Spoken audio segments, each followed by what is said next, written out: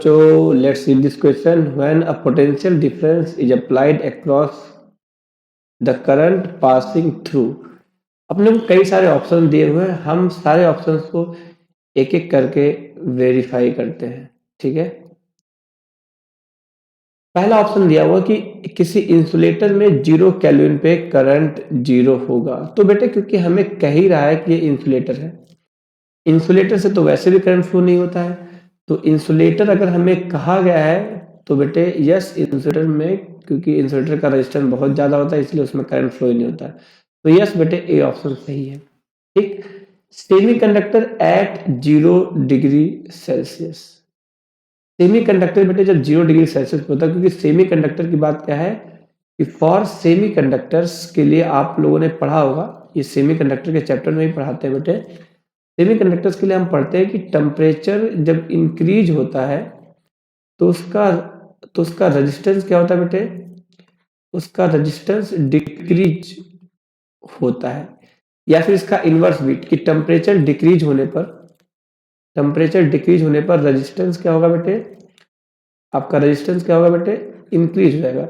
इसलिए अगर टेम्परेचर को डिक्रीज करते करते 0 केल्विन पे ले आए तो उसका रेजिस्टेंस बेटे इन्फिनाइट हो जाएगा। इन्फिनाइट होने पर करंट अपने आप 0 होने लगेगा, क्योंकि अगर रेजिस्टेंस बहुत ज्यादा है तो करंट का फॉर्मूला क्या होता है बेटे, V बाई आर। अगर R बहुत ज्यादा है तो I 0 हो जाएगा, इसलिए B भी सही है।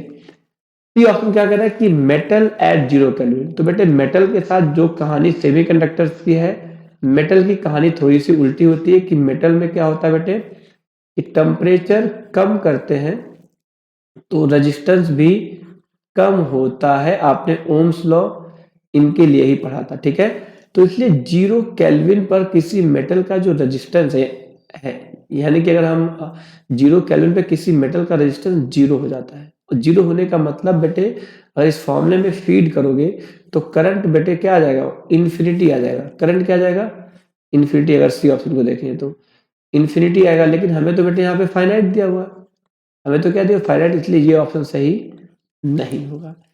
अब डी ऑप्शन क्या कह रहा है कि PN junction diode at 300 Kelvin is finite. Yes बेटा, तो 300 केल्विन पे क्या होता है कि जो भी हमारा डायोड होता है वो उसका रेजिस्टेंस ना तो इन्फिनिटी होता है और ना ही बहुत कम होता है, तो थोड़ा मोड़ा करंट फ्लो होता है, इसलिए फाइनाइट करंट, यानी कि ऐसा करंट फ्लो होगा जो अपन लोग कैलकुलेट कर सकते हैं। तो बेटे डी ऑप्शन भी सही होगा। तो इस क्वेश्चन के ए, बी एंड डी ये 3 ऑप्शन सही हैं, बस सी ऑप्शन सही नहीं है। I hope you understand it well. Thank you.